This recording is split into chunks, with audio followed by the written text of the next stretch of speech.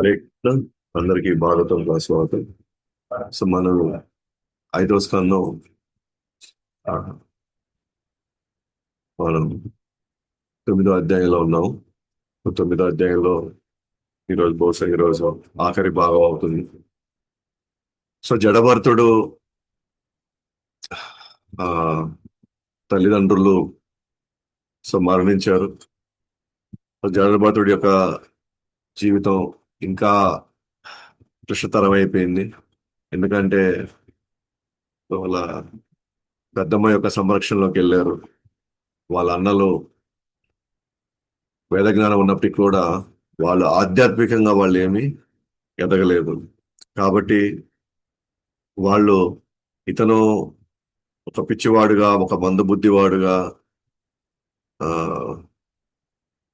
అసలు ఏ భావంలో లేనివాడుగా పరిగణించి అతన్ని ఒక కూలివాడులాగా, ఒక పనివాడులాగా అతన్ని ఎన్ని రకాలుగా తన్ని వాడుకోవాలో ఆ విధంగా వాళ్ళు వాడుకుంటూ ఉన్నారు. అయితే వాళ్ళు ఆ విధంగా పని చేయించుకున్నప్పటికీ కూడా వాళ్ళు త- వాళ్ళు తగిన ఆహారాన్ని వాళ్ళు ఆయనకి ఇవ్వలేకపోయారు. వాళ్ళు పాచిపోయిన అన్నం, మాడిపోయిన అన్నం, పలహారాలన్నీ కూడా మిగిలిపోతే ఇవ్వడం ఆశతో ఉన్నారు. కానీ ఎక్కడ కానీ ఎప్పుడు కానీ విడభర్తుడు కనీసం ప్రతిఘటించడం కానీ ప్రతిస్పందించడం కానీ ఏమీ చేయలేదు. దానంతా అది వచ్చిన దాంతో తృప్తి పడుతూ తన ధ్యాస అంతా కూడా భగవంతుని మీద పెట్టడం జరిగింది.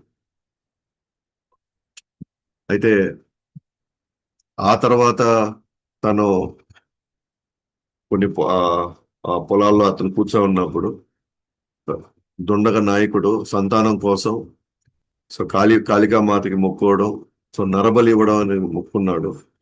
దానికి కావాల్సిన ఏర్పాట్లన్నీ చేసుకున్నాడు. కానీ వాళ్ళ దురదృష్టం, ఆ నరబలి కోసం ఉన్న వ్యక్తి అతను ఎట్లో తప్పించుకున్నాడు. ఏదో ఒక విధంగా ఆ సమయంలో ఎవరో ఒకరిని మనం బలి ఇవ్వాలి, లేకపోతే అమ్మవారు తీవ్రంగా వాళ్ళని ఆ శిక్షిస్తుంది. అది వాళ్ళకి బాగా తెలుసు. కాబట్టి ఇప్పుడు ఎవరిని మనం ఎలా మనం ఆ సమయానికి ఒక వ్యక్తి కావాలన్నప్పుడు జడభరతుడు అక్కడ అక్కడ కనిపించాడు. తన్ని నరబలి ఇవ్వడానికి వాళ్ళందరూ సిద్ధమయ్యారు.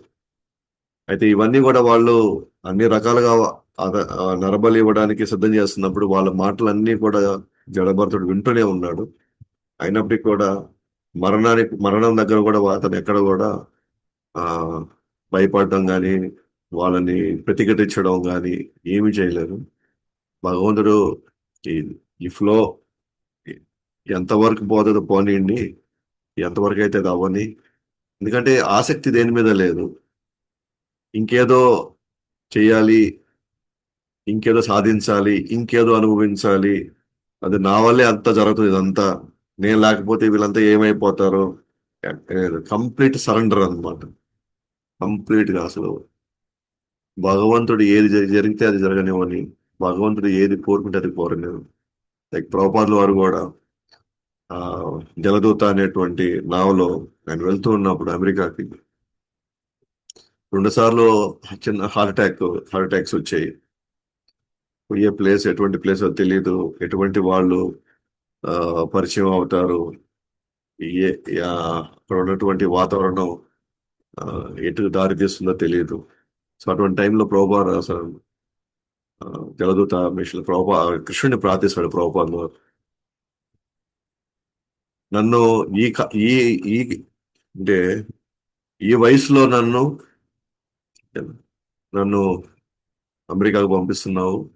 అక్కడ వాళ్ళు ఏం మాట్లాడతారో నాకు తెలియదు, నేను మాట్లాడితే వాళ్ళకి ఏమవుతుందో నాకు తెలియదు. నేను అక్కడ పూర్తిగా అక్కడ ఉన్న వాతావరణం అంతా కూడా ధర్మాన్ని పాటించడానికి పూర్తిగా విరుద్ధమైనటువంటి వాతావరణంలో వెళ్తున్నాను. Yes. నువ్వు నన్ను అక్కడికి వెళ్ళిన తర్వాత నన్ను ఏ విధంగా నువ్వు ఆ, ఆడిస్తావో, నా చేతిలో ఏ విధంగా నువ్వు పాటిస్తావో అది కంప్లీట్ గా అది నీ చేతుల్లో ఉంది. నేను జస్ట్ నువ్వు ఆడితే ఆడేవాడే తప్ప నేను నాది ఏ- నా శక్తి సామర్థ్యాలు అంటూ నేను చేసేది ఏమంటూ కూడా ఏమీ లేదు. కాబట్టి నువ్వు నన్ను ముంచినా తేల్చినా కూడా నువ్వే అని చెప్పేసి జలదూత నావలో ఉన్నప్పుడు తాను చేసినటువంటి ప్రార్థన చేశాడు. అంటే సరెండర్ కనబడుతుంది. తెలియదు ఫెయిల్ అవుతామో, పాస్ అవుతామో, నెరవేరుస్తామో, లేదా మన జీవితమే కనుక అంతమైపోతుందో, మళ్ళీ మనం తిరిగి వస్తామో రామో తెలీదు, విజయం సాధిస్తామో ఓడిపోతామో ఏం అసలు లేదు. భగవంతుడు ఏ అక్కడ పోయిన తర్వాత ఈ ఏ నిర్ణయానికి ఎటు ఆ, ఏ నిర్ణయం తీసుకుంటే అది ఎటువైపు దాపరిస్తుందో అసలు ఐడియా కూడా లేదు. సేమ్ జడబోతుడు కూడా ఇక్కడ అంతే. నన్ను చంపబోతారో చంపనివ్వండి, నన్ను వీళ్ళు నాకు వసతి కల్పించి నాకు సౌకర్యం ఇస్తారా ఇవ్వని, బట్ కంప్లీట్ గా ప్రతిస్పందన ప్రతిఘటన అనేది ఏమీ లేదండి. ఎందుకంటే గతంలో వాళ్ళకి అతను గుర్తుంది, అతను ఎంత కష్టపడ్డాడో ఆ స్టేజ్కి రావడానికి. ఏదో రాజ్యాన్ని ఎంత తాను ఎంత బ్యాలెన్స్డ్ గా చూసుకొని, తన యొక్క వనరులన్నీ కూడా తాను ఏ విధంగా తాను ఆ, సమకూర్చుకొని తన తన భక్తిని తాను ఏ స్థాయిలో తాను కాపాడుకుంటూ ఉన్నాడో చూశాడు. ఇప్పుడు మనకు కూడా చాలా మందికి ఎంత మనం కష్టపడితే గత జన్మల్లో మనం ఈ మాత్రం మన భక్తుల సాంగత్యాలకు వచ్చాయనే విలువ మనకు తెలియట్లేదు. మనకు ఈ మాత్రం భక్తుల సాంగత్యాలకు నేను వచ్చాను అని అంటే, ఈ మాత్రం నేను సేవ చేసేటువంటి, ఈ మాత్రం నేను భగవన్నామం చేస్తున్నాను అంటే, నేను ప్రసాదం తీసుకుంటున్నాను అంటే, నేను కృష్ణ కథ వినడానికి నాకు ఈ రోజు నేను ఆ, ఈ అట్లీస్ట్ ఈ వాతావరణంలో నేను ఉన్నాను అంటే, నేను గతంలో ఏం చేసుంటానో, భగవంతుడు నా మీద ఎంత దయదలిచాడో అని మనకి కొద్దిగైనా మనకి ఆ, దాని యొక్క విలువ తెలిస్తే మాత్రం మనం వదులుకోవాలి. ఇప్పుడు మనం చూడొచ్చు, ఆ, జడభరతుడు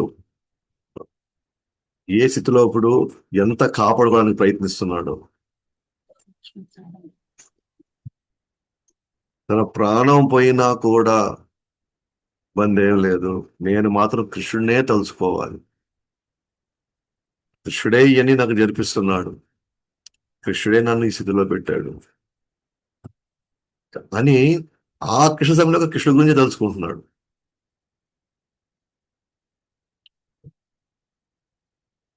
అంటే కష్టం కూడా నాకు కృష్ణుడే ఇచ్చాడు, నా కోసం ఆ కృష్ణుడు నాకు పంపించాడు, నన్ను ఓ, శాశ్వతంగా తన దగ్గర తీసుకువెళ్ళడానికి నాకు ఈ పరిస్థితి కల్పిస్తున్నాడు అనిగా మనకు అనుకోగలిగితే మనం, అప్పుడు ఆ కష్టాన్ని కూడా మనం ఆనందంగా తీసుకుంటాం అన్నమాట.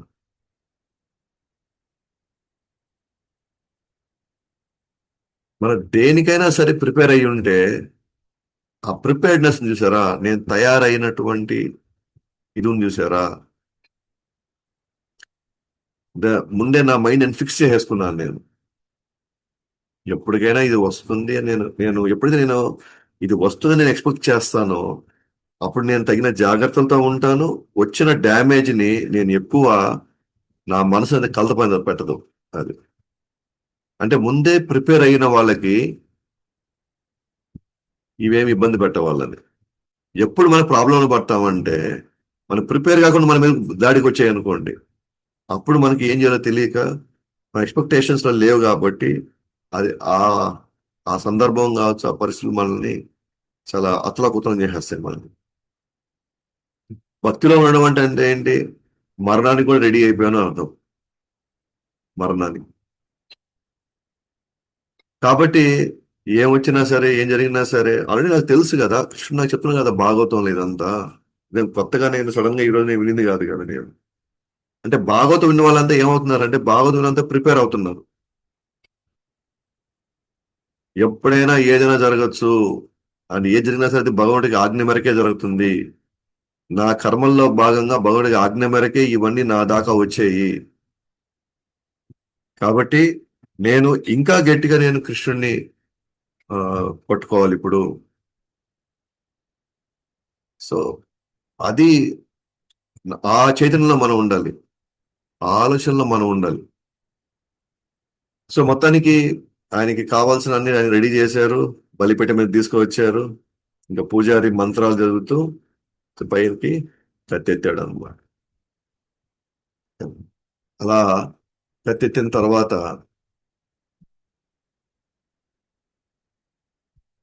కాళీ కాళీదేవిని పూజించడానికి ఏర్పాట్లు చేసిన దుండగులు అజ్ఞానంతో ఐశ్వర్యవంతులు కావాలనే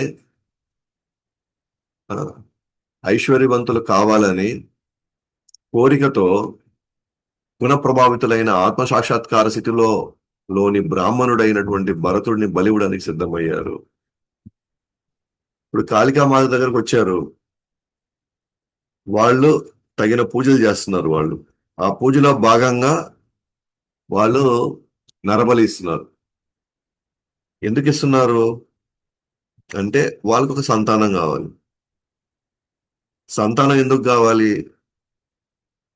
అంటే ఈ ఐశ్వర్యం అనుభవించడం కోసం. నాకు కూడా ఒకరు ఉంటే నేను సంపాదించింది వాళ్ళకి ఇవ్వాలి కదా. నేను వాళ్ళ వాళ్ళ మొహంలో నేను సంతోషం చూడాలి కదా. నాకు కూడా సంతానం ఉంటే బాగుంటుంది. ఐశ్వర్యంతులు కావాలనే కోరికతో ఎవరిని బలిస్తున్నారు ఇక్కడ? వాళ్ళు గుణ ప్రభావితులైన వాళ్ళు. అంటే వాళ్ళు రజో తమో గుణాలని వాళ్ళు ప్రభావితం అవుతుంది కాబట్టి వాళ్ళకి కోరిక వచ్చింది. ఆ కోరిక వచ్చింది కాబట్టి ఆ కోరిక నెరవేర్చుకోవడానికి దేన్నైనా పణంగా వెళ్ళడానికి వాళ్ళు సిద్ధమయ్యారు. కాబట్టి వాళ్ళు గుణ ప్రభావంలో ఉన్నారు వాళ్ళు. అంటే తమో గుణం ఉన్న వాళ్ళే ఇట్లాంటి పనులన్నీ చేస్తారు. అంటే బలులు ఇవ్వడం అన్ని కూడా ఎవరిస్తారు? తమో గుణం ఉన్న వాళ్ళు ఇస్తారు. ఇట్లాంటి వాళ్ళు ఆత్మ సాక్షాత్కార స్థితిలోని బ్రాహ్మణుడైన భరతుడిని బలి ఇవ్వడానికి సిద్ధమయ్యారు. ఏ స్థితిలో అంటే ఎటువంటి చేతుల్లో ఉన్నటువంటి వ్యక్తి ఎప్పుడు భగవంతుని తలుచుకుంటూ భగవంతుడి తృప్తి కోసం జీవించే ఆ వ్యక్తిని బలివ్వడానికి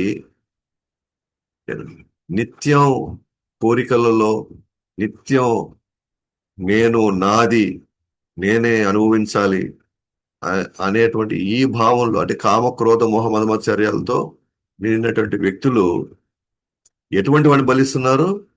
ఒక ఆత్మసాక్షాత్కారం పొందినటువంటి వ్యక్తిని బలిస్తున్నారు.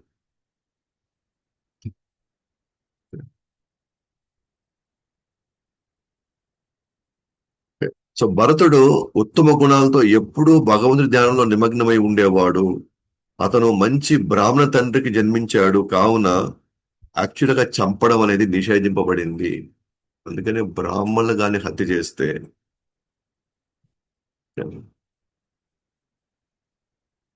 ఇట్ ఇస్ ఇంపాసిబుల్ అన్నమాట బయటికి రావడం అనేది. బ్రాహ్మణ హత్య చేస్తున్న వాళ్ళకి శాస్త్రాలు కూడా విరుగుడు లేదు అసలు.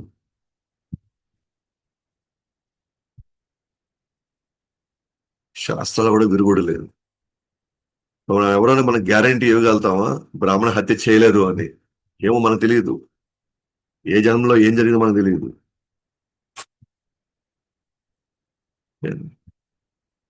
చంపి ఉండొచ్చు కూడా.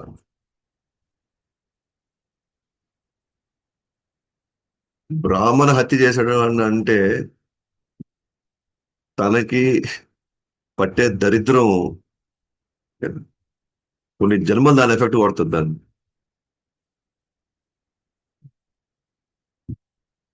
దాని ఎఫెక్ట్ కొన్ని జన్మలు పడుతుంది. ఎందుకంటే కృష్ణుడు ఏమంటున్నాడు? నాకు నేను మామూలుగా యజ్ఞం ద్వారా నేను తీసుకోవడం కంటే కూడా నేను బ్రాహ్మణులు వాళ్ళ నోటి ద్వారా నేను తీసుకుంటాను ప్రసాదాన్ని. నేను వాళ్ళ ద్వారా నేను ఫలాన్ని తీసుకుంటా అంటున్నాను. అంటే బ్రాహ్మణు యొక్క స్థితి చూడండి ఏ స్థాయిలో ఉంది. అందువల్ల బ్రాహ్మణుల జోలికి వెళ్ళను. నేను బ్రాహ్మణ అంటే బ్రహ్మ జ్ఞానం కలిగిన వాడు. సో పుట్టుకతో బ్రాహ్మణులు వచ్చి మళ్ళీ అందరిలాగే జీవిస్తున్నారు అనుకోండి, వాళ్ళ గురించి మనం మాట్లాడట్లేదు. అక్కడ ఈ ఈ రూల్స్ వాళ్ళకి వర్తించవయ్యాలి. ఇది ఓన్లీ ఆ గుణాలు కలిగిన వాళ్ళు. కంప్లీట్గా నిషేధించబడింది. కానీ వీళ్ళకి తెలియదు కదా, ఈ దుండలకు తెలియదు. చూడడానికి ఏదో మురికి పట్టిన వాడిలాగా ఉన్నాడు, చూడడానికి మందబుద్ధి లాగా ఉన్నాడు, బాగా శరీరం సౌష్టంగా ఉంది, బలికి కరెక్ట్ గా అనువైన వాడుగా ఉన్నాడు. కానీ వాళ్ళకి అజ్ఞానంలో వాడు ఎటువంటి వాళ్ళని మనం చేయబోతున్నా కూడా మనకు ఐడియా కూడా లేదు వాళ్ళకి. ఇప్పుడు అట్లీస్ట్ వాళ్ళకి బయటికి అమ్మడానికి బ్రాహ్మణ కనిపించిన బహుశా వాళ్ళు వాళ్ళు వెళ్ళి ఉండరేమో కదా. వాళ్ళు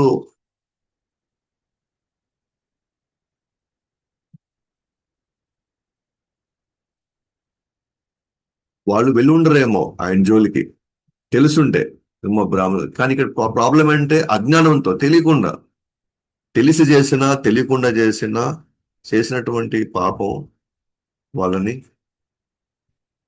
అనేక జన్మలు దాని దాని ఫలాన్ని వాళ్ళు అనుభవించబోతారు. శాస్త్రం నిషేధించేసింది కదా. శాస్త్రం బ్రాహ్మణుల జోలికి పోకుండా నిషేధించేసింది.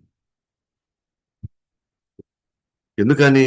ఎందుకంటే భగవంతుడు చెప్పాడు, ఈ బ్రాహ్మణులు ఓకేనా, ఆ శాస్త్రం యొక్క స్వరూపంలో వీళ్ళు శాస్త్రం యొక్క స్వరూపాలు, వీళ్ళు వీళ్ళు నా శాస్త్ర స్వరూపాలై ఉండి ఆ శాస్త్రాన్ని నేర్పించడానికి వీళ్ళ జీవితాలు పణంగా పెడుతున్నారు. వీళ్ళు ఆ జీవితాన్ని పణంగా పెట్టి అమాయకులైన వాళ్ళని, లేకపోతే ఎన్నో కర్మలు అనుభవించాల్సిన సామాన్యుల్ని వాళ్ళ కర్మలు తీర్చే ప్రోగ్రాంలో వెళ్ళారు వీళ్ళంతా. అంటే వీళ్ళు కేవలం ఎదుటి వాళ్ళు బాగుండడం కోసం వీళ్ళు జీవిస్తున్నారు అన్నమాట వీళ్ళు.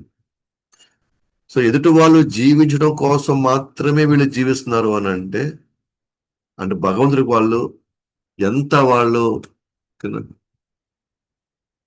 ముఖ్యులై ఉంటారు వాళ్ళు. ఎందుకంటే నా కోసం వాళ్ళ జీవితాల్లో వాళ్ళు అన్ని త్యాగాలు చేసేస్తారు వాళ్ళు. ఇది కదా, భరతుడిని చంపడానికి ఎటువంటి కారణం లేదు, అందువల్ల అమ్మవారు దీన్ని భరించలేకపోయింది. వీళ్ళెవరు? అమ్మవారి భక్తులు వీళ్ళు.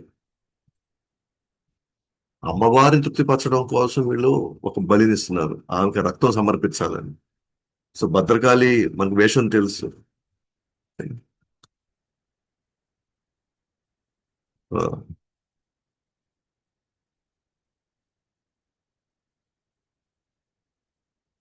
వీళ్ళు భద్రకాళి ఏ వేషంలో ఉంటుంది? ఎప్పుడు రక్తాన్ని తాగేలాగా, రాక్షసుల్ని సంహరించేలాగా, ఎప్పుడు ఒక పది చేతులు ఏదో ఒక ఆయుధాలతో, కత్తులతో, పుర్రెలతో ఉంటుంది. కానీ అలాంటి అమ్మవారు కూడా భరతుడిని ఎట చంపుతారు వీళ్ళు? వీళ్ళు నిత్యం భగవంతుడి యొక్క సేవలో, భగవన్ నామస్మరణలో, భగవంతుడి కోసం జీవించేటువంటి ఈ ఈ అమాయకుడు అసలు ఏ కారణం లేకుండా అసలు ఎలా చంపుతారని చెప్పేసి అమ్మవారు కూడా భరించలేకపోయింది. ఈ పాపాత్మకమైనటువంటి బందిపోట్లు భగవంతుని గొప్ప భక్తుని చెప్పబోతున్నారని ఆమె వెంటనే అర్థం చేసుకోగలిగింది. తన భక్తుల్ని పాపాత్ములు అంటున్నారు. వాళ్ళేమో అమ్మవారిని ఏ విధంగా తృప్తిపరచాలని వాళ్ళు నిరంతరంగా కష్టపడుతున్నారు అక్కడ. అమ్మవారు ఏమనుకున్నారంటే, బాబు, కృష్ణ భక్తుడు అందరికంటే మించిన వాడు.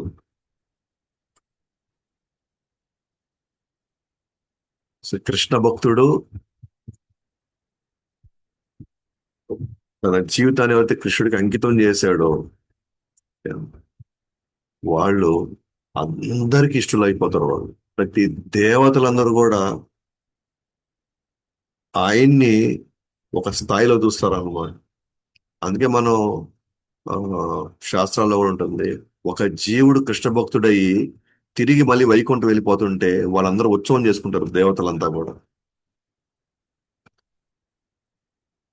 అందుకని అన్నమాట, ఏ దే ఒకప్పుడు మనం వేరే దేవతల యొక్క ఆరాధకులు అయి ఉండొచ్చు, లేదా మన పెద్దలు చెప్పినట్టుగా మన వంశానికో లేదా మన కులానికో మన గ్రామానికో రకరకాల పద్ధతుల్లో రకరకాల దేవతలు ఉండుండొచ్చు. కానీ ఒక్కసారి కృష్ణ భక్తులుగానే అయ్యాము అని అంటే ఇంకా దేవతలు కూడా అంత గౌరవిస్తారన్నమాట.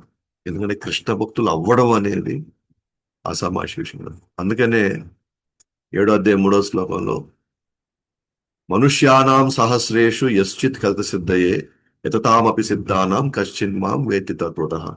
అనేక వేల మందిలో ఎవడో ఒకడు మాత్రమే ఆత్మసాక్షాత్కారం కోసం వైపు వెళితే, అలా ఆత్మసాక్షాత్కారం కోసం వెళ్ళిన అనేక వేల మందిలో ఎవడో ఒక్కడు మాత్రమే నన్ను యథార్థంగా తెలుసుకుంటాడు. అసలు ఆత్మసాక్షాత్కారం పోవడమే అనేది రేరు, అది దుర్లభం అయింది. అండ్ వాడు కృష్ణుని తెలుసుకున్నాడు అనుకోండి, ఇట్స్ హైయెస్ట్ పొజిషన్. అందుకే సాక్షాత్తు ఆ, శివుడు అమ్మవారితో అంటారు అనమాట. ఏమంటారంటే విష్ణు కంటే కూడా విష్ణు ఆరాధకులు మనం పూజించడం వల్ల మనం విష్ణుకి ఇంకా దగ్గర అవుతాం, హరికి ఇంకా దగ్గర అవుతాం. అండ్ హరి లేదా కృష్ణుడు వీడు నావాడు అనుకుంటాడు. కృష్ణుడికి డైరెక్ట్ గా పూజించేవాడు నావాడు అనుకోడు. కృష్ణుడు డైరెక్ట్ గా వాళ్ళ దగ్గరికి వెళ్ళి, ఇదిగో నాయనా, ఇదిగో నీకేం కావాలో చెప్పు, నీకేం కావాలో చెప్పు, నేను చేస్తాను, నీకు అవి చేస్తాను ఇవి చేస్తాను అంటే, ఓకే నువ్వు లైన్ లో ఉండు అంటాడు. కృష్ణ భక్తులకు చేసుకున్న వాళ్ళని కృష్ణుడు ఏంటంటే ఫస్ట్ వాళ్ళని అడ్రస్ చేస్తాడు, వాళ్ళని తీసుకొని ముందు పెట్టుకుంటాడు. నన్ను డైరెక్ట్ గా వచ్చేవాడు మీకు కొంచెం దూరం ఉండి ఉంటాడు.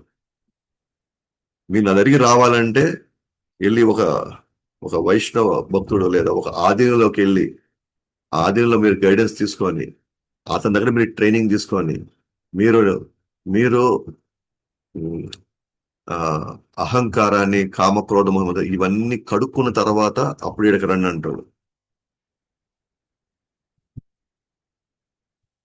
సో కాబట్టి దేవతలు సైతం వాళ్ళు ఎప్పుడు కూడా కృష్ణ భక్తులని ఒకరు చెప్పాలంటే కృష్ణుడి కంటే ఎక్కువ ఆరాధిస్తారు వాళ్ళు. అంటే ఆరాధించడం అంటే గౌరవిస్తారు. ఎందుకంటే కృష్ణ భక్తులు అవడం అనేది సామాన్య విషయం కాదు. బహునామ జన్మనామంతే జ్ఞానవాన్ మాం ప్రబధ్యతే వాసుదేవం సర్వమితి సమహాత్మ సుధర్మ. అనేక వేల జన్మలు ఎత్తిన తర్వాత జ్ఞానం పండితే మాత్రమే వాడు కృష్ణుడి దేవాదుడు అనుకోగలుగుతాడు, కృష్ణుడే అన్నిటికీ మూలం అనుకోగలుగుతాడు. ఇతర అవతారాలంటికి ఆయన ఆది అని అనుకుంటారు, దానికి కొన్ని వేల జన్మలు పట్టాలి. కాబట్టి మన కృష్ణుడిని గుర్తెరిగి కృష్ణుడు సేవ చేసుకుంటున్నాము అని అంటే ఇది ఆసామాషి జరిగిన కొన్ని వేల జన్మలు ఆల్రెడీ ఎత్తేసి పొజిషన్కి వచ్చాం. కానీ ఈ సందర్భాల్లో మనం సాధన సేవని మనం దూరం చేసుకున్నాం అనుకోండి, లేదా ఈ ప్రపంచం ఏదో ఈ ప్రపంచం వల్ల ఏమనుకుంటారు, మా ఇంట్లో వాళ్ళు ఏమనుకుంటారు, మా బంధువులు ఏమనుకుంటారు, వాళ్ళతో నేను తిలకం పెట్టుకోకపోతే వాళ్ళు నన్ను హేళన చేస్తారేమో, నేను ఇస్కాన్కి వస్తుంటే వాళ్ళు నన్ను ఆ, అగౌరవపరుస్తారేమో, ఇవన్నీ మన మానసిక భ్రమలు ఇవన్నీ. ఇది మన ఏదైతే మనం మాట్లాడుకుంటున్నామో ఇది సత్యం. ఆమె వెంటనే అర్థం చేసుకోగలిగింది, కాళికామాత స్వయంగా విగ్రహం నుండి భయంకరమైన తేజస్సుతో మండుతున్న శరీరంతో బయటకు వచ్చింది. అదే విగ్రహం నుంచి ఆమె బయటకు వచ్చింది. బయటకు వచ్చి భక్తుడికి భక్తుడికి భక్తుడికి వారు హాని కలిగిస్తున్నారన్న విషయం తట్టుకోలేక కోపదృశక్తులైనటువంటి ఆమె కాళికామాత ఆమె ఎర్రటి కళ్ళను ప్రదర్శిస్తూ మొత్తం సృష్టిని నాశనం చేయడానికి సిద్ధంగా ఉన్నట్లుగా కనిపించింది. ఏదో ఒక ప్రళయం వస్తుంది ఇప్పుడు. ఆమె ఉన్న కోపానికి మొత్తం మొత్తం విశ్వాన్ని మొత్తం తగలబెడతదేమో అంత కోపంలో ఉందన్నమాట.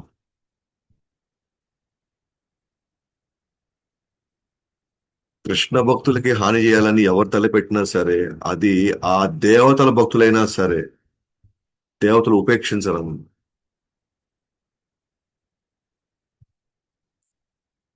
ఎట్ ద సేమ్ టైం మనం కూడా ఇతర భక్తుల్ని, ఇతర దేవతల భక్తుల్ని అఘోరపరచడానికి లేదు. మేము కృష్ణ భక్తులు అయిపోయాం అంటే ఇవన్నీ విని చూసా, కృష్ణ భక్తులం మేము. మా లెవెల్ వేరు ఇక్కడ, మా స్థాయి వేరు ఇక్కడ. మీరేమన్నా ఇంకా ఆఫ్టర్ ఆల్ చిన్న చిన్న వాటి మీద పడి ఉన్నారు ఇంకా. సో కృష్ణ భక్తులు ఇతరుల మీద జాలి చూపించాలి, దయ చూపించాలి, వాళ్ళని ప్రోత్సహించాలి తీసుకురావడానికి. వాళ్ళు అంటారు, తిడతారు వాళ్ళు, అజ్ఞానంలో వాళ్ళు రెండు మాటలు ఎక్కువ అంటారు, రెండిట్లు వాళ్ళని ఇబ్బంది పెడతారు వాళ్ళు. అని మనం అర్థం చేసుకోవాలి. ఓకే, ఇంకా చాలా జన్మలు పట్టేటట్టు ఉంది, బట్ స్టిల్ నా ప్రయత్నం నేను చేస్తాను. అలా చేసిన చైతన్య మహాప్రభు కావచ్చు, నిత్యానంద మహాప్రభు కావచ్చు, చాలా ఘోరమైనటువంటి ఆ రాక్షస మనసుకున్నటువంటి ప్రజల మధ్యలో వాళ్ళు వెళ్ళి వాళ్ళని భక్తులను చేశారు.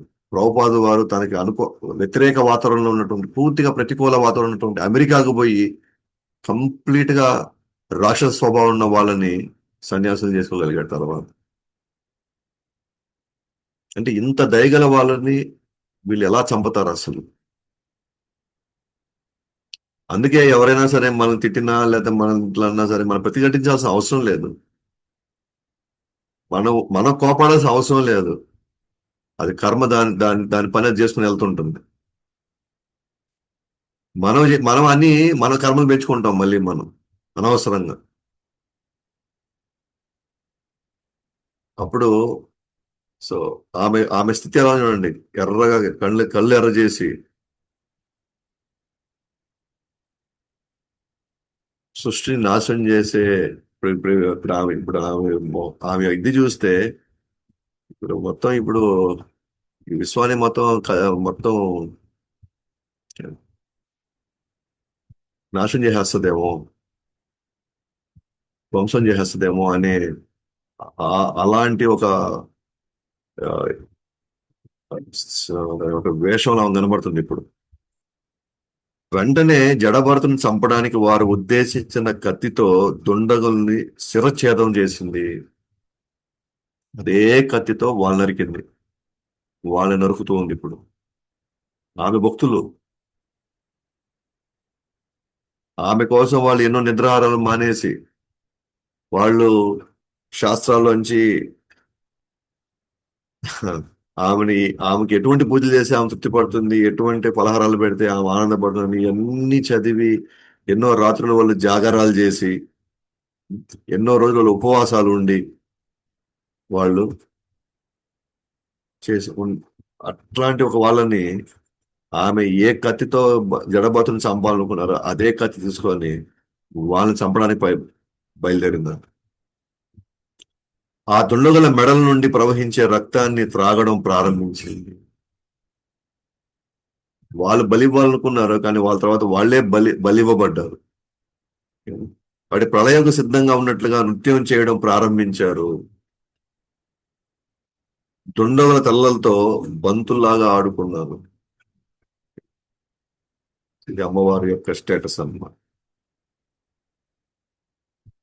సో అందుకనే దయచేసి టైము అనవసరంగా, గతంలో మనం ఏదో వాళ్ళకి చేసాము వీళ్ళకి చేసాము అని చెప్పేసి అనవసరంగా ఆ కార్యక్రమాల్లో తప్పేం లేదు, కానీ టైం వేస్ట్ వద్దు. ఆ పెట్టే 1 గంట, ఆ పెట్టే అరగంట అదేదో కృష్ణుడి మీదే పెట్టండి టైం అంతా. అదేదో భగవన్ నామాన్ని పెంచుకోవడానికి ఆ సమయాన్ని ఉపయోగించుకోండి, సేవ పెంచుకోవడానికి ఆ సమయం ఉపయోగించుకోండి. ఇంక 2 శ్లోకాలు ఎక్కువ భగవద్గీత బాగా చదవడానికి మీరు ఉపయోగించండి. అంతేగాని మేము ఇది చేస్తాము, మేము అవి కూడా చేసుకోవడం తప్పేమైనా ఉందా? తప్పేం లేదు. మా చిన్నప్పటి నుంచి అలవాటు అయిపోయిందండి. అలవాటు అయిపోయి ఉంటే ఇప్పుడు అలవాటు మార్చుకోవాలి అత్యుత ప్రయోజనం కోసం. మీకు అలవాటు అయిపోయినదా? ఇప్పుడు మనకి ఎన్నో అలవాట్లు ఉన్నాయి మనకి గతంలో.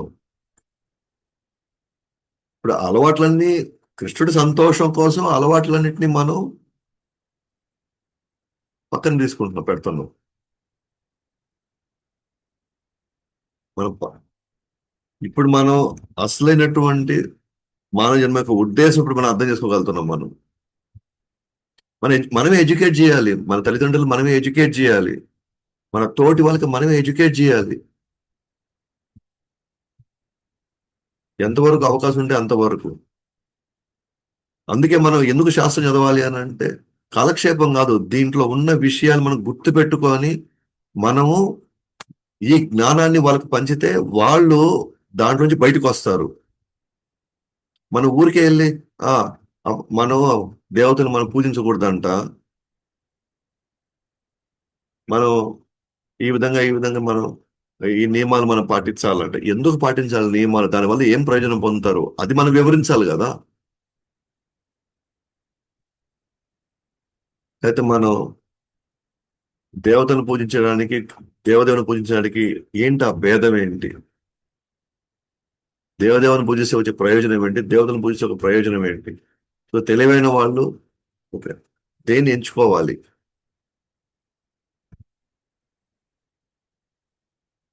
మనది కేవలం మన మన యొక్క సంప్రదాయంలో నేను మాత్రమే బయటపడాలనే పాయింట్ కాదు ఇక్కడ అసలు. అది అత్యంత స్వార్థపూరితమైనది.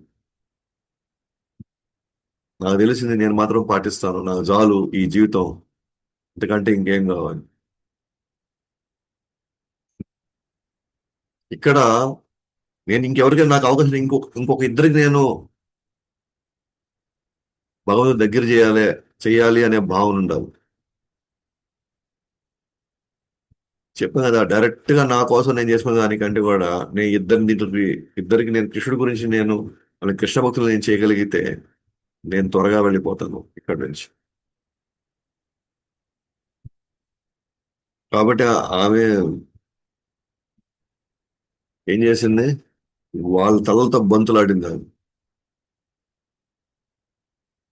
కాబట్టి అసూయ గల వ్యక్తి భక్తుల పట్ల నేరం చేసినప్పుడు పైన పేర్కొన్న విధంగా శిక్షింపబడతారు. అందుకనే మీరు శివభక్తులైనటువంటి రావణాసురుడు రాముడు చంపుతున్నా కూడా శివుడు అసలు పక్కకు కూడా రాలి, అక్కడ వరాలన్నీ ఇచ్చాడు, పక్కకు కూడా రాలి. బ్రహ్మ బ్రహ్మ బ్రహ్మ భక్తుడైనటువంటి హిరణ్యకశిపుడిని చంపుదాం అంటే బ్రహ్మేవో చెప్పాడు, ఫస్ట్ వన్ చంపేసే. సో దేవతల భక్తులకి ఎప్పుడు కూడా రక్షణ లేదు. వాళ్ళ సొంత దేవతలు వాళ్ళు ఎవరైతే ఆరాధిస్తారో వాళ్ళే అసలు పట్టించుకోరు.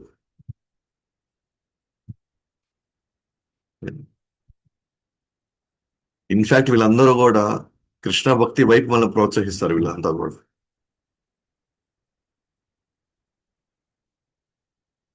ఎక్కడైనా మనకి ఈ సన్నివేశాలను మనం చూసాము, అమ్మవారి భక్తుల్ని అమ్మవారే పోయి చంపేయడం, కృష్ణ భక్తుల్ని కాపాడడం, వెనకేసుకొని రావడం, రక్షణ ఇవ్వడం.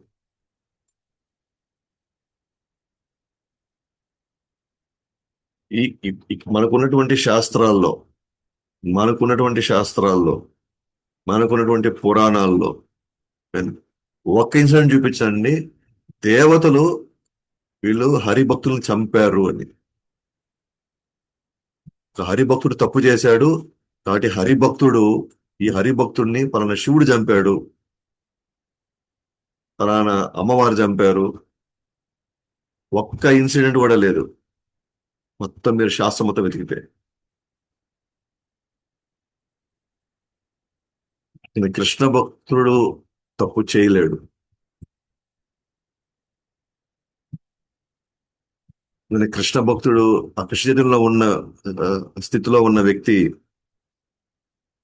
దివ్యస్థితిలో ఉన్న వ్యక్తి అందరినీ కృష్ణ భక్తులుగా చూస్తాడు. అందుకే అతను ఎవరికీ హాని చేయడు. అతనికి కానీ ఏమైనా హాని చేస్తే దేవతలు కూడా ఒప్పుకోరు. మనం చూస్తాం ఎంతో ఈ రాక్షసుని చంపారు, వాళ్ళని చంపారు, వీళ్ళని చంపారు అని మనకి ఎన్నో ఉన్నాయి కదా ఇతిహాసాల్లో. కావాల్సినన్ని ఉన్నాయి మనకి ఇక్కడ. రాక్షసులను చంపిన ఘట్టాలు ఉన్నాయి. కానీ అట్లాగే శివభక్తులు అయిన వాళ్ళు ఉన్నారు. దేవతల భక్తులు ఇబ్బంది పడిన పరిస్థితులు ఉన్నాయి. కానీ కృష్ణ భక్తుడిని వీళ్ళు ఏదో చేశారని, దేవతలు వాళ్ళని చంపారని ఒక్కటి కూడా లేదు. ఇప్పుడు కొన్ని వేల కోట్ల శ్లోకాలు ఉన్నాయి, వెళ్ళి వేల కోట్ల లీలలు ఉన్నాయి ఇక్కడ, అనేక ఘట్టాలు ఉన్నాయి. కానీ ఒక్క దగ్గరైనా సరే ఈ పలానా బ్రహ్మ, ఈ పలానా ఇంద్రుడు, ఈ అమ్మవారు, శివుడు కృష్ణ భక్తులను చంపినట్టుగా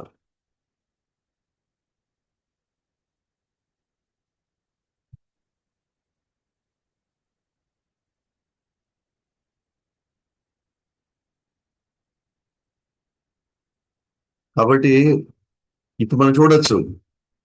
ఆ, మన జడభరతుడిని ఎన్ని రకాలుగా వాళ్ళు అతన్ని హింస పెట్టినా కూడా, అతన్ని తీసుకువచ్చి చంపాలని ప్రయత్నించినా కూడా ఎక్కడా ప్రతిఘటించలేదు. బెదిరించారు, వాళ్ళు బెదిరిస్తారు నేను చంపేస్తున్నామని.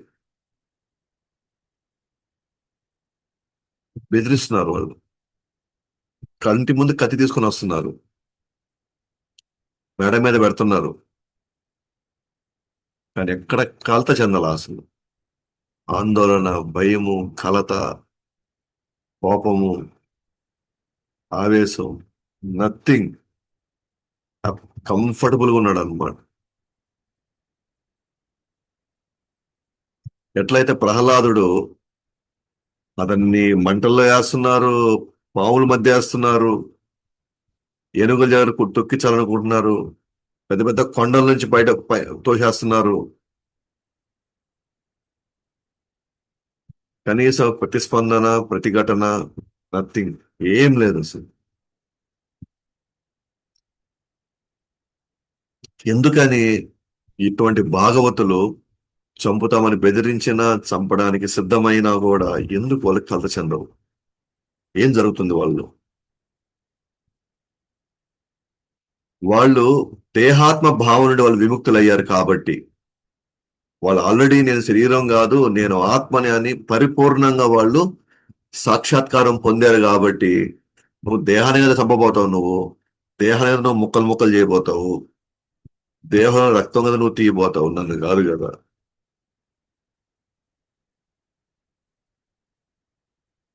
నేను కాదు కదా నీ శరీరము. ఈ శరీరం ఎప్పటికైనా ఏదో ఒక రూపంలో ఇది ఆ ఏమంటారు, ఎప్పటికైనా నేను తొలగించుకోవాల్సిందే కదా. నువ్వు నన్ను చంపి నన్ను త్వరగా తొలగించేస్తున్నావు, నన్ను త్వరగా దీని నన్ను బయటపడేసేది, నువ్వే నన్ను నా ముక్తుడు గావిస్తున్నావు నువ్వు అంటాడు. వృత్రాసుడు ఇంద్రుడు ఎపిసోడ్ మనం ఇంతకుముందు ఒకసారి చెప్పుకున్నాం మనం. ఇంద్రుడికి భగవంతుడు ఇస్తాడు. ఇంద్రుడికి దదాచి యొక్క ఎముకలు ఎముకలు తీసుకొని వజ్రాయుధం చేసుకో, ఆ వజ్రాయుధంతో నువ్వు వెళ్ళి వృత్రాసుని చంపేసేయ్ అని చెప్పేసి ఇంద్రుడు చెప్తాడు భగవంతుడు. అప్పుడు నువ్వు ఈ రాక్షసుడి బెడద నుంచి మీరు హ్యాపీగా ఉంటారని చెప్తే, అట్లాగే దదాచి దగ్గరికి వెళ్ళి ఎముకలు తీసుకొని వజ్రాయుధం చేసుకుంటావు. ఆ వజ్రాయుధాన్ని విసురుతాడు అనమాట ఇంద్రుడు వృత్రాసుడి మీద. వృత్రాసుడు ఆ వజ్రాయుధాన్ని పట్టుకొని ఇసిరేస్తాడు, చాలా సునాయాసంగా తీసుకుని ఇసిరేస్తాడు. ఒకసారిగా డౌట్లో పడిపోతాడు ఇంద్రుడు. ఏమని? అరే సాక్షాత్తు భగవంతుడు వజ్రాయుధం తీసుకుంటే ఈ రాక్షసుడిని చంపేయవచ్చు అన్నాడు, ఇప్పుడు నేను వజ్రాయుధం వేస్తుంటే అసలు ఆ వజ్రాయుధం అతని మీద అసలు ఏ ప్రభావం పడినట్టుగా ఉంది, అసలు భగవంతుడు కరెక్ట్ చెప్పింది కరెక్టేనా అంటే మనకు భగవంతుడి మీద డౌట్ వచ్చేస్తుంది ఇతనికి.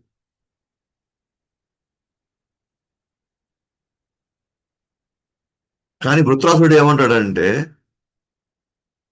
వజ్రపడద్దు, మళ్ళీ ఆ వజ్రాయుధం తీసుకురా, అదే దాంతో నేను చచ్చిపోయేది, దాంతో నేను చచ్చిపోబోయేది, నేను దాంతోనే చచ్చిపోబోయేది. భగవంతుడు చెప్పాడు కదా, కానీ ఖచ్చితంగా నేను దాంతో చచ్చిపోతాను నేను ఇప్పుడు, రా మళ్ళీ ట్రై చేయి అంటున్నాడు. రాక్షసుడికి ఏమో అపారమైన నమ్మకం ఉంది, కృష్ణుడి యొక్క ఉపదేశం మీద. భగవంతుడు చెప్పాడు కదా, సత్యాన్ని తగ్గుతుంది అది.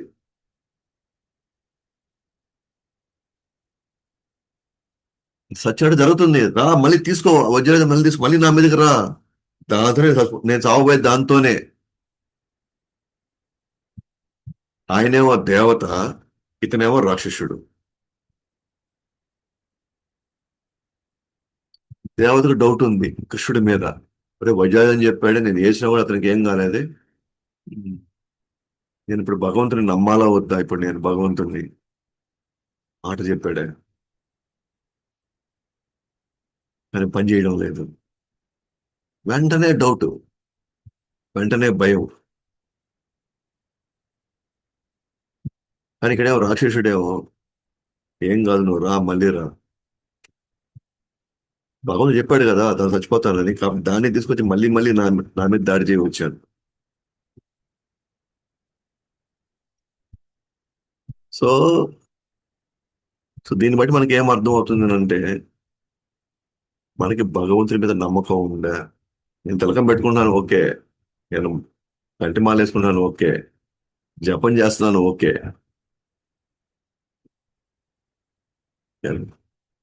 నేను భాగవతం వింటున్నాను, భగవత్ చదువుతున్నాను ఓకే, ప్రసాదం వింటున్నాను ఓకే. కానీ భగవంతుడి మీద ఆ స్థాయి నమ్మకం ఉందా మరి.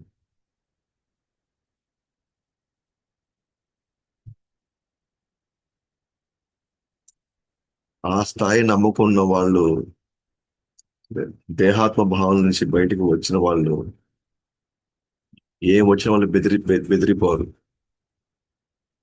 వారికి కష్టము సుఖము లాభము నష్టము అన్ని సమానంగా ఉంటాయి వాళ్ళకి. వాళ్ళు ఎప్పుడు కలత చెందరు వాళ్ళు అసలు. వాళ్ళందరి యొక్క వాళ్ళు అందరి శ్రేయభిలాషులు కాబట్టి వాళ్ళకి అందరి దీవెనలు ఉంటాయి వాళ్ళకి. వాళ్ళకి ఏం కాదు, అందుకే వాళ్ళు భయపడరు. వాళ్ళు ఎవరికి హాని చేయాలని అనుకోవట్లేదు కదా, వాళ్ళు ఎవరికి హాని చేయాలనే లోపల మనసులో ఉండదు కాబట్టి వాళ్ళు ఆ మహాభాగవతులు, వాళ్ళు ఈ పరిస్థితులకి వాళ్ళు ఎక్కడ కూడా వాళ్ళు ఆందోళన చెందే ప్రసక్తే లేదు. వాళ్ళు ఎప్పుడు భగవంతుడి యొక్క ఆశ్రయంలో ఉంటారు వాళ్ళు. ఎందుకంటే భగవంతుడు తప్ప నన్ను ఇంకెవరు రక్షించలేరు, భగవంతుడు రక్షించకపోతే నన్ను ఇంకెవరు రక్షిస్తారు అని విశ్వాసం వాళ్ళకి విపరీతంగా భగవంతుడి మీద ఉంటుంది. నేను ఆయన ఆయన ఆశ్రయంలో ఉన్నాను, ఆయన ఇష్టం. నన్ను కాపాడుకోవాలనుకుంటున్నాడా, నన్ను చంపాలనుకుంటున్నాడా, అది ఆయన ఇష్టం. అంటే ఆయన వచ్చి ఆయన చంపడు, పరిస్థితులు ఎట్టనే రాని. అంటే ఆయన ఆజ్ఞ లేకపోతే నన్ను ఎవరు చంపలేరు కదా. వాళ్ళు నిరంతరం భగవంతుడి యొక్క చక్రంచే రక్షింపబడుతుంటారు. సో సుదర్శన్ చక్రంతో వాళ్ళు నిరంతరం రక్షింపబడుతూ ఉంటారు వాళ్ళు. సో మనం అంబరీష్ మహారాజు దుర్వాసముని యొక్క ఎపిసోడ్ లో, దుర్వాసముని ఏమో ఎప్పుడు చూసినా ధ్యానంలో ఉన్నాడు, తపస్సు చేసుకుంటూ ఉన్నాడు. అంబరీష్ అంబరీష్ అనే రాజు ఒక సర్వసాధారణటువంటి క్షత్రియుడు.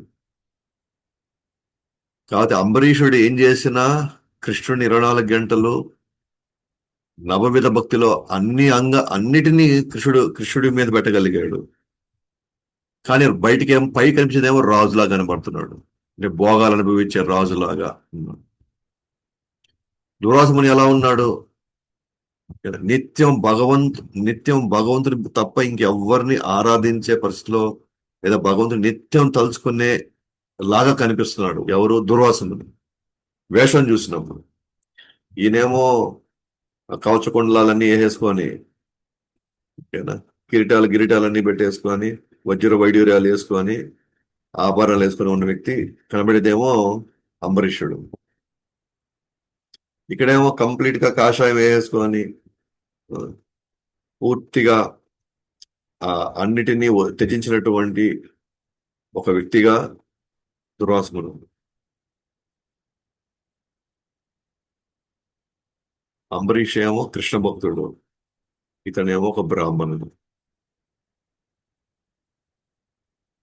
సో ఆ దుర్వాసముని ఒకసారి అంబరీష్ దగ్గరికి వచ్చాడు, నాకు సో ఆతిథ్యం ఇవ్వడానికి సిద్ధమయ్యాడు అంబరీష్ అంబరీష్ మహారాజు ఎవరిని, దుర్వాసుని. అయితే ఆ టైం ఏంటంటే ఏకాదశి అయిపోయిన తర్వాత ద్వాదశి పారణ, అంటే ఏకాదశి వ్రతాన్ని ముగించాలి. ఆ ఆ రోజు ఆ రోజుల్లో ఒక విధంగా చెప్పండి, అంబరీష్ మహారాజు కంప్లీట్ ఏకాదశి ఉన్నాడు అనమాట, కొన్ని నెలలను బట్టి. కానీ ఆ ద్వాదశిలో అతను ముగించాలనుకున్నాడు ఏకాదశి వ్రతాన్ని. ఆ ముగించే టైంకి ఈయన వచ్చాడు. ఈయన ఏమన్నాడు, నేను పోయి స్నానం చేసి వస్తాను, దాని తర్వాత నేను మీరు ఇచ్చేటువంటి ఆతిథ్యాన్ని తీసుకొని లేదా ఫలహారాన్ని స్వీకరిస్తాను. ఇతను వెళ్ళాడు, స్నానానికి వెళ్ళాడు. ఇక్కడేమో ఆ ముహూర్తం వచ్చింది, ఇది పాలన సమయం టైం వచ్చేసింది. ఇతనేమో తిరిగి రావట్లేదు. ఎందుకంటే ఆ రోజుల్లో ఉన్నటువంటి సాంప్రదాయం ఏంటంటే, ముందు బ్రాహ్మణులకు పెట్టిన తర్వాతే ఒకసారి మన ఆతిథ్యం వచ్చారంటే ముందు వాళ్ళు పెట్టిన తర్వాతే మనం తీసుకోవాలి. సో అటువంటి పరిస్థితుల్లో ఆయన రాలేదు. ఇక్కడేమో ఆ వ్రతాన్ని ముగించాలా, టైము అయిపోతూ ఉంది. మరి ఆయన రాకముందే మనం తీసేసుకుంటే అది ఆయన అవమానించిన దాంతో సమానం. కాబట్టి నేను ఏం చేయాలి ఇప్పుడు అన్నప్పుడు కొంతమంది బ్రాహ్మణుల సలహా తీసుకున్నాడు. వాళ్ళు ఏమన్నారంటే, మీరు నీళ్ళు తీసేసుకోండి, ఒక విధంగా అది మీరు వ్రతాన్ని ముగించినట్టు, ఇంకో విధంగా వ్రతాన్ని ముగించనట్టు. ఎందుకంటే ఇప్పటివరకు అయితే ఏమన్నా నిర్జల్లో ఉన్నాడు, అంటే నీళ్లు కూడా తీసుకోకుండా ఉన్నాడు. ఇప్పుడు ఆ నీళ్లు తీసుకోవడం వల్ల ఒక విధంగా బ్రేక్ అయినట్టే. కానీ ఇంకో విధంగా అతను ధాన్యం తీసుకోలేదు కాబట్టి బ్రేక్ కాల, వ్రతం ముగించవు. బట్ ఓకే, నీళ్ళు తీసుకున్నాడు కాబట్టి నో ప్రాబ్లం. ఎందుకంటే మన ఆహారం తీసుకుంటే ఆయన అవమానించినట్టు, మనం తీసుకుంటే నీళ్లే కదా, తప్పేం కాదని చెప్పేసి వాళ్ళు సలహా ఇచ్చారు. కానీ ఆడికి వచ్చిన దుర్వాస మునికి అది తెలిసింది. నీళ్లు అంటే ఆయన ద్వాదశిని ముగించాడు నీళ్లు తీసుకొని. వచ్చి కోపగ్రస్తుడై పరిగెత్తుకుంటూ వచ్చాడు. వచ్చి అంబరీష్ మహారాజు మీద కోపడ్డాడు. నన్ను ఇంత అవమానిస్తావా, నన్ను ఈ స్థాయిలో నన్ను పోయి పమ్మని చెప్పి నేను రాకముందే నువ్వు తీసేసుకుంటావు అని చెప్పేసి తన వెంట్రుకలో నుంచి ఒక వెంట్రుక తీసి ఒక రాక్షసుని సృష్టించి ఆ రాక్షసుడికి ఆజ్ఞాపిస్తున్నాడు, పోయి అంబరీష్ మహారాజుని చంపమని చెప్పి. చూడండి, దుర్వాసమని సామాన్య వ్యక్తి ఏం కాదు. కానీ తను మర్చిపోయింది ఏంటంటే అతను కృష్ణ భక్తుడని. వెంటనే సుదర్శన్ చక్రం హరిని వదిలి వచ్చి దుర్వాసముని వెంటాడుతుంది. దుర్వాసముని అన్ని లోకాలకు పరిగిస్తాడు, బ్రహ్మలోకానికి వెళ్తాడు, కైలాసానికి వెళ్తాడు, అందరూ చేతులు ఎత్తేస్తారు. ఇది సుదర్శన చక్రం ఎవరిది? ఇది సాక్షాత్తు హరిది కదా. మనం డైరెక్ట్గా వైకుంఠానికి వెళ్ళిపోయి ఆయన కాలు కింద పడతాం, ఆయన కాలు మీద పడి ఎటువంటి దీన్ని ఆపుతాము అని అనుకుంటాం. కానీ అప్పుడు కూడా అక్కడ వైకుంఠంలో హరి లేదా నారాయణుడు, ఇప్పుడు నా మాట కూడా ఉంది స్వామి అది, ఎందుకంటే నా పర్మిషన్ తీసుకుని పోలేదు, అదే వెళ్ళిపోయింది. నువ్వు మళ్ళీ అంబరీష్ మహారాజు కాలు మీద పడితే తప్ప ఇది వెనకాలకు రాదు తిరిగి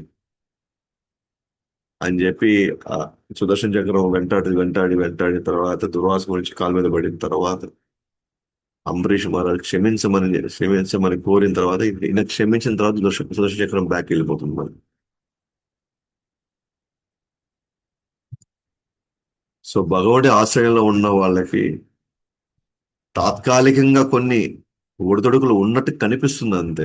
యాక్చువల్లీ ఆ ఒడిదొడుకులు కూడా మన క్యారెక్టర్ మార్చడానికి, అది మన స్వభావాలు మార్చడానికి అవన్నీ వచ్చినాయి. అలాంటి ఒడిదొడుకులు వచ్చినప్పుడు ఇంకా కృష్ణుని గట్టిగా పట్టుకోవడానికి ఈ పరిస్థితులన్నీ వచ్చాయి.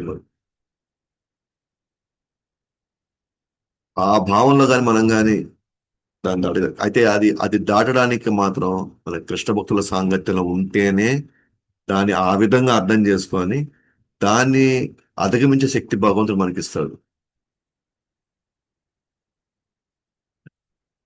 కానీ ఎందుకు ఇదంతా చెప్పంటే నిరంతరం భగవంతుడి చక్రం చే వాళ్ళు రక్షింపబడతారు. సో దానికి నేను చెప్పాను అన్నమాట. సో హోల్ పాయింట్ మనం చూసామంటే దేవతల భక్తులు ఎవరైనా సరే కృష్ణ భక్తులు కానీ అవమానిస్తే ఆ దేవతలే వాళ్ళని చూసుకుంటారు. At the same time Krishna భక్తులు కూడా ఇతర దేవతల్ని దూషించకూడదు, గౌరవించాలి. వాళ్ళ స్థానం తగినట్టుగా వాళ్ళకి గౌరవించి మనం కృష్ణ భక్తులు ఎదగడానికి వాళ్ళ యొక్క సహాయం మనం తీసుకోవాలి. ఇన్ఫాక్ట్ ధ్రువ మహారాజు, మనం మనం విన్నాం, ధ్రువ మహారాజు యక్షులందరినీ చంపడానికి ముందెళ్ళినప్పుడు వాళ్ళ తమ్ముడిని చంపారని యక్షులందరినీ ఎవరో ఒకటి చంపితే యక్షులందరి మీద దాడి చేస్తాడు అనమాట. ఆవేశం స్వయంగా వస్తాడు వచ్చి, నువ్వు ఇప్పుడు ఇంతమంది యక్షులను నువ్వు ఇబ్బంది పెట్ట ఒక యక్షుడు చేసిన తప్పుకి ఆ జాతి మొత్తాన్ని నువ్వు పోయి ఇట్లా చేయాలనా? అది మనకు అవసరం అయితే అంత. ఇవన్నీ తెలుసుకున్నటువంటి యక్షులకి అధిపతి అయినటువంటి కుబేరుడు భగవంతుడికి ఎంత దగ్గర వాడో తెలుసా నీకు? అతను కానీ కష్టపడితే, అంటే నువ్వు చేసిన ఈ చర్యకి కానీ అతను కానీ కొంత లోపల కానీ కొంత దుఃఖానికి కానీ లోనైతే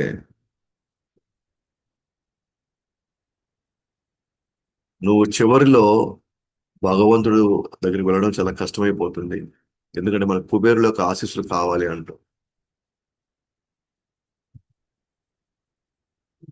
కాబట్టి కుబేరులకు ఆశీస్సులు కావాలి అని అంటే ఇప్పటికైనా సరే నువ్వేం చేయాలా? యక్షుల్ని నువ్వు మనం చంపడం వదిలేసాను. అలాగే వదిలేసి కుబేరు దగ్గరికి వెళ్తాడు. కుబేరు వారు ఆయన్ని సిచ్యువేషన్ అంతా అర్థం చేసుకొని ఆయన్ని ఆశీర్వదిస్తారు. సో కాబట్టి మన దేవతల్ని ఎవరిని అగౌరవపరచడానికి లేదు. సో ఈ విధంగా సో జడభరతుడు రక్షింపబడతాడు. ఎక్కడ ప్రతిస్పందన, ప్రతిఘటన ఏమీ లేదు. అతను అవన్నీ అసలు అతను అనుభవించట్లేదు, ఎందుకంటే ఆల్రెడీ అతను దేహాత్మ భావం నుంచి బయటకు వచ్చేసాడు. అతను ఈ స్థితిలో ఎక్కడ గాని ఎటువంటి అతనికి శారీరకంగా, మానసికంగా అది ఎటువంటి అవరోధాలు అతనికి లేవు. ఎందుకంటే అంతర్గతంగా అతను ఎప్పుడు ఆనందంగా ఉన్నాడు.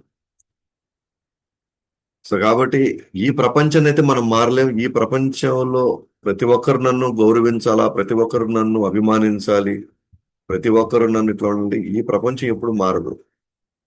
నేను అతీతం అవ్వాల్సింది.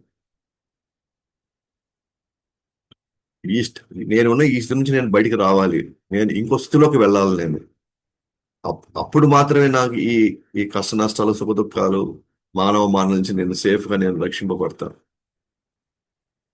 ఎక్కడైనా, ఇప్పుడైనా, ఎప్పుడైనా సరే, అది సత్యుగమైనా అంటే కలియుగైనా అంటే నా స్వభావాన్ని నేను మార్చుకొని నేను ఉన్నతమైనటువంటి చైతన్యం వైపు వెళితే తప్ప నేను ప్రతిరోజు నేను ఇక్కడ అనేక ఒదురుకు నేను అనుభవిస్తూ ఉండాల్సిందే. నేను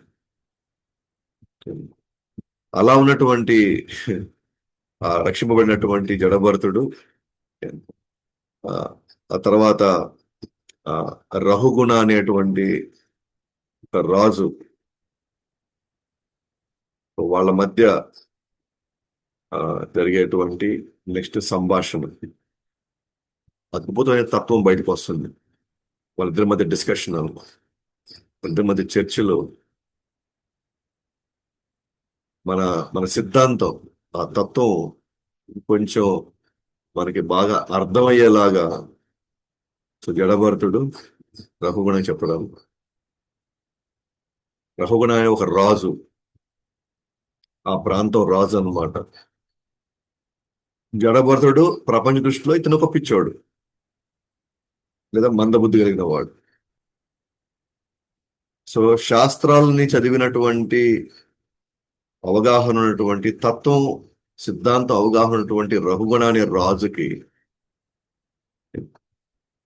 ఇక్కడ అసలు ప్రజలంతా కూడా తిరస్కరించి ప్రజలంతా కూడా తనని వ్యతిరేక భావంతో చులకన భావంతో చూసేటువంటి అసలు వీళ్ళిద్దరి మధ్య అసలు ఎలా కనెక్షన్ ఏర్పడింది, ఎలా దీంట్లో ఆ తత్వం అంత డిస్కషన్ కే దారి తీసేలాగా ఇప్పటి వరకు ఎక్కడ రివీల్ చేయలే భరతుడు తన లోపల ఏంటి అనేది, తను తను ఏ స్థాయిలో ఉన్నాడని, తను ఎంత జ్ఞాని అని, ఎంత పండితుడని ఇంతవరకు రివీల్ చేయాల. ఎవరికి రివీల్ చేయలే ఇప్పుడు దాకా. తండ్రికి కానీ, తన తోటి వాళ్ళకి కానీ, తనతో ఉన్న వాళ్ళతో కానీ ఎక్కడ కానీ రివీల్ చేయాల. అయితే రఘుగుణ దగ్గరికి మాత్రం ఎందుకు అది బయటకు వచ్చింది? తను అంతర్గతంగా తాను ఏ స్థాయి జ్ఞాని అని, లేదా ఏ స్థాయి పండితుడని, లేదా ఏ స్థాయి భక్తుడని ఎక్కడ అతను చెప్పుకోదానికి ఎక్కడ తను కనీసం ఆసక్తి కూడా చూపించాల. ఇన్ని అవమానాలు జరుగుతున్నా సరే, ఇన్ని రకాలుగా తన మీద ప్రతిఘటనలు, తన మీద దాడులు జరుగుతున్నా సరే ఎక్కడ తను చెప్పావు, తన పిచ్చోడుగానే ఉండదలుచుకున్నాడు. తన మందబుద్ధి గలవాడుగానే ఉండాలనుకున్నాడు. తన ఒక గుడ్డివాడుగా, ఒక చెవిటివాడుగా ఉండాలనుకున్నాడు. కానీ ఇక్కడ ఎందుకు చెప్పాడు రఘుగుణకి? ఎందుకు తాను ఎక్స్పోజ్ చేసుకున్నాడు ఇప్పుడు? అది రేపు చూద్దాం మనం. ग्रंथराज श्रीमद् भागवतम की जय। जगत गुरु श्रील प्रभुपाद की जय। अनंत कोटि वैष्णव वृंद की जय। जय गौ प्रेमानंद।